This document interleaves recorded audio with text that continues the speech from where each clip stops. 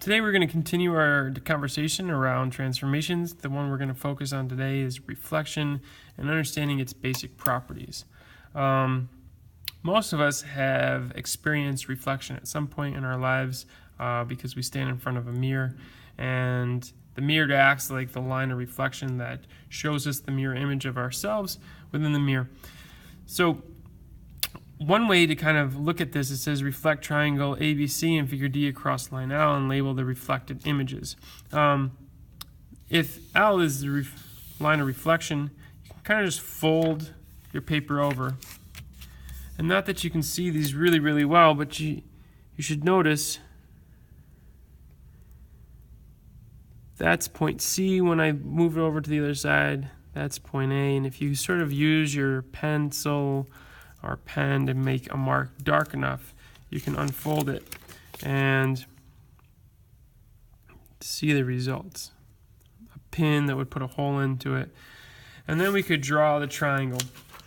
Now, this is not the official way that we would actually reflect this, but this would be A prime. This would be B prime. Down here, and here's C prime. And so you can see how there's a mirror image. They line up exactly if I fold my paper, etc. And this sort of is our basic understanding of what a reflection is. But this is not really how we draw them up. And so there are a few ways. One, you can actually construct a perpendicular bisect or a perpendicular line through a point. And if you remember the constructions that we did earlier on in the year, oh, that doesn't meet up right exactly. You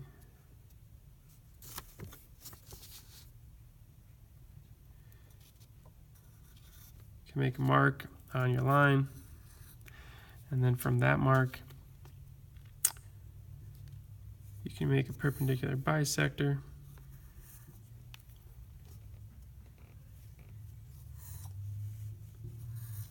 And hopefully what you notice is that the lines end up right through our 2 points. And so what is this really? A perpendicular line to your reflection line through the point. And it's what we would call the perpendicular bisector of A prime. And if you took your ruler and you measured this, you'd notice that from A to the line of reflection is approximately 1.3 centimeters. If I go from the line to A prime, again, I've got approximately 1.3 centimeters. And so these two lines have to be exactly the same. We know that I just created a perpendicular line, and so the line of reflection is the perpendicular bisector of the line segment A prime. And you could do this if you have a ruler. The question is, how do you handle this if you don't? And we're going to kind of look at this in just a moment with the next set of images. What I would like to point out is it says which figures, points, lines, or shapes were not moved to a new location on the plane under a transformation. And, well, we have a triangle, so we notice that the angles match up.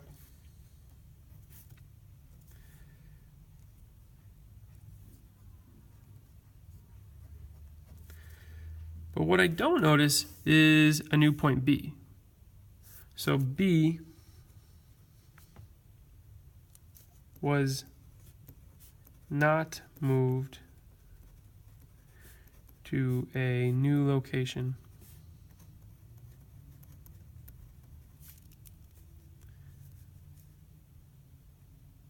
in the image.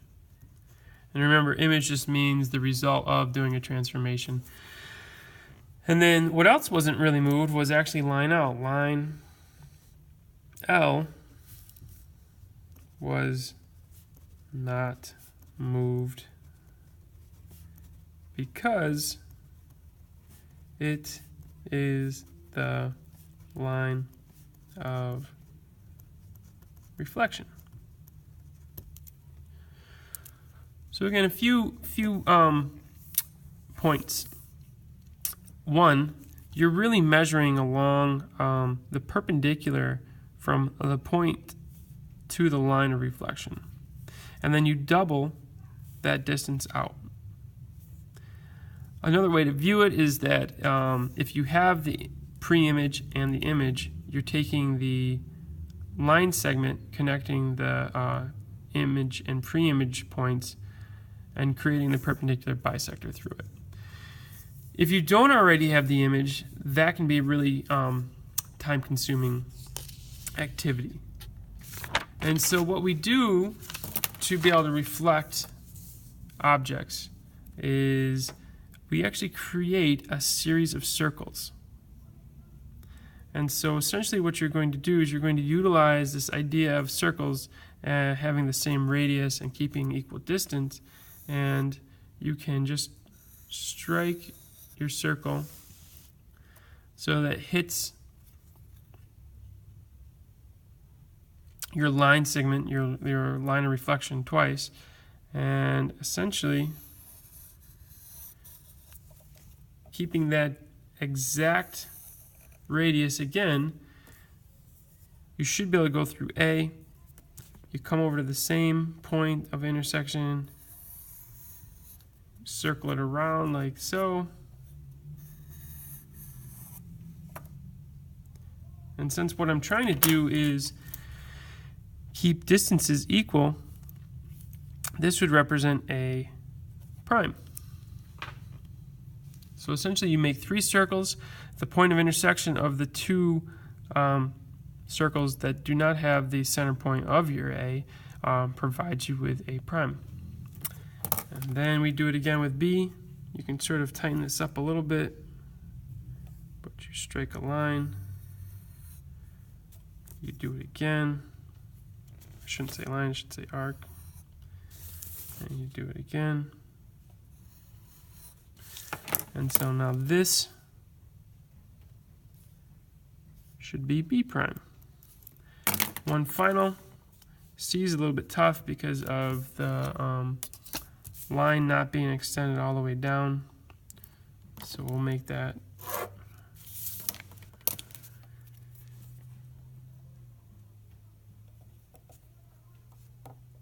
so I need this arc, that arc,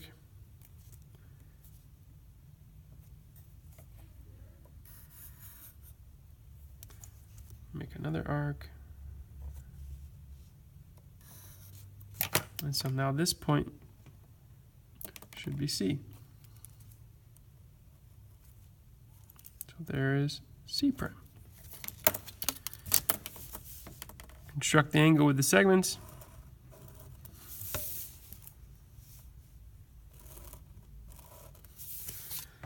And then ideally, if this is 66 degrees, I should be able to put this down and extend it. And within a little bit of error, due to maybe some human error, so we'll just extend this line. Extend this line so we can actually use our protractor. Should be about the same. So there we are along this line. And as you can see,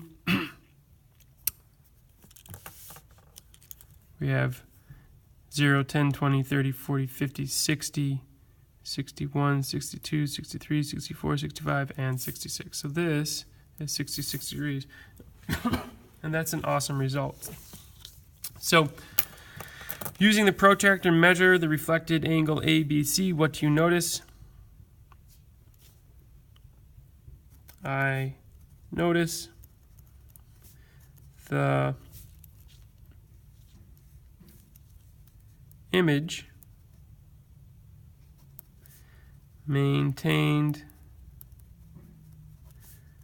the measure of the angle. So this is more of a general statement. if I wanted to be specific, I could say that the measure of angle ABC equals 66 degrees, which is equal to the measure of angle A prime, B prime, and C prime. Okay, the next says use a ruler to measure the length of IJ and the image of IJ after reflection. Just to save us time on the video, it's already getting to be a little bit long. We're just going to utilize segment AB, so we can take that out and we'll look at segment AB. But let's just see, segment AB is 3.5 centimeters.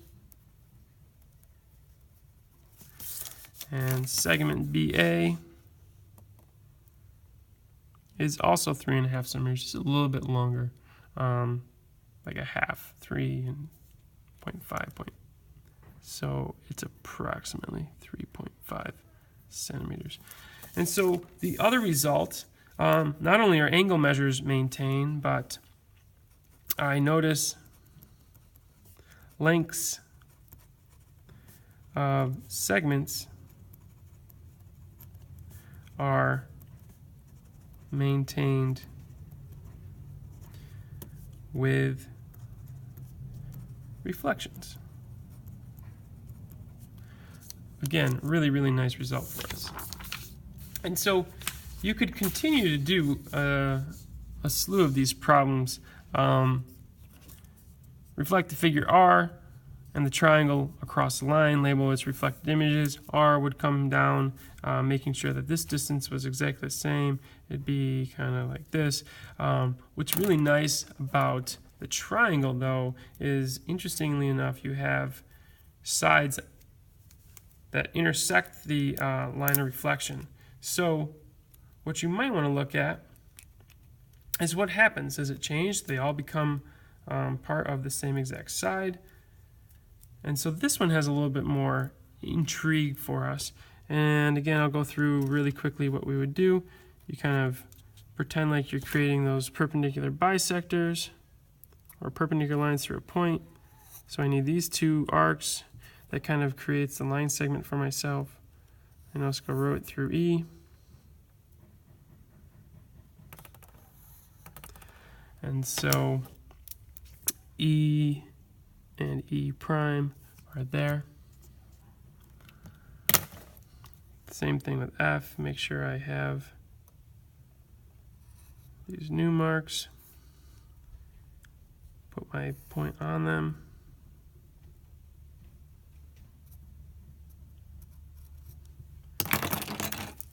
And so here we have F prime, and G kind of goes the other direction.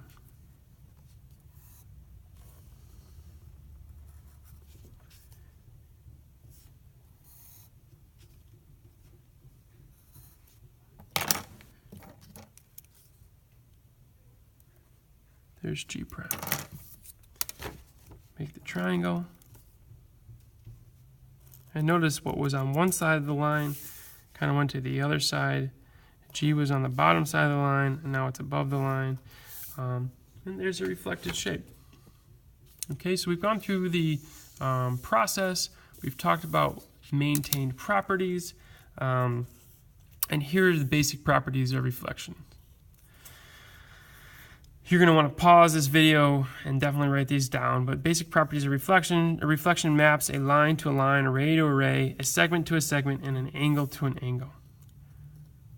So pause, make sure you've got that sentence down. Reflection 2, a reflection preserves lengths of segments. So we definitely saw that. Reflection 3, a reflection preserves measures of angles. If the reflection is across a line L, and P is a point not on line L, then L bisects and is perpendicular to the segment of the point in its image. So here's the image, and here's the pre-image point. Joining P to its reflected image P prime. That is, the lengths of OP and OP prime are equal. So you're looking down here, and this line segment is equal to that line segment. So make sure you pause, take some notes, ask any questions. Thank you for your time.